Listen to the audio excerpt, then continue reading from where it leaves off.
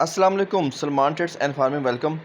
Viewers. بہت گرمی کے بعد آج کافی اچھا موسم ہو گیا، بارش بھی ہو رہی ہے، تو میں نے شیڈ سے نکال کر جانوروں کو باہر کھلیوں میں باندھ کر دیا، اور جب کھلیوں میں رکھا ہے تو اوپر سے بارش بھی پڑ رہی ہے، تو یہ کافی جانور انجوائے کر رہے ہیں۔ اور جو دودھ دینے والے جانور ہوتے ہیں، جو دودھ اس مہینے کم کر جاتے ہیں، مئی جون کا مہینہ ایسا ہوتا ہے جس میں جانور دودھ کم کر جاتے ہیں، تو اس مہینے میں اگر ان کو زیادہ اچھا نہلایا جائے، بارش میں کھڑا کیا جائے اور اچھا ماحول دیا جائے تو اس سے دودھ کی پیداوار بڑھائی جا سکتی ہے۔ اور اگر ان کو ٹھنڈی خوراکیں دی جائیں تو اس سے بھی دودھ کی پیداوار بڑھائی جا سکتی ہے۔ گرمی دو طرح سے ہی آپ ختم کر سکتے ہیں، ایک بیرونی اور ایک اندرونی۔ جو اندرونی ہے اس کو آپ نے جو ان کا ونڈا ہوتا ہے، بازاری ونڈا، وہ کم سے کم کر دینا ہے، توڑی تھوڑی سی کم کر دینی ہے، ہرے پٹھے زیادہ کر دینے ہیں، گندم کا جو دلیا ہے وہ بڑھا دینا ہے اور باجرے کا دلیا کم کر دینا ہے۔ تو جو گرم خوراک ہے وہ کم کر دینی ہے، ٹھنڈی ٹھنڈی خوراکیں دیں گے تو یہ جانور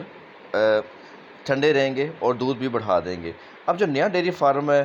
وہ اس نے اگر اپنا ڈیری فارم سٹارٹ کرنا ہے تو کون سے جانور لے کر آئے، کس طرح کے جانور لے کے آئے جس سے اس کا وہ کامیابی کی طرف جائے۔ یہ بہت ضروری ہے کہ نئے فارمر کو ابھی اتنا زیادہ ایکسپیرینس نہیں ہوتا، تو اس کو چاہیے وہ جانور کراس میں لے کر آئے، گائے وہ والی لے کر آئے جو کراس میں ہو، نہ ولایتی اور دیسی کا جو مکسچر ہوتا ہے، کیوں وہ زیادہ گرمی بھی نہیں کرتی، سردی بھی نہیں کرتی، اور وہ سخت جان ہوتی ہے اور دودھ وہ درمیانہ دیتی ہے، لیکن یہ ہوتا ہے کہ نیا ڈیری فارم اس کو لے کے اس طرح چلا سکتا ہے، زیادہ بیماریاں نہیں اس کو آتی، اور نئے ڈیری فارموں کو اتنی چیزوں کا پتہ نہیں ہوتا تو وہ نقصان میں نہیں جاتا، وہ فائدے میں ہی رہے گا۔ تو اس کے علاوہ خوراک بھی یہ ہر طرح کھا لیتی ہیں۔ جو بالکل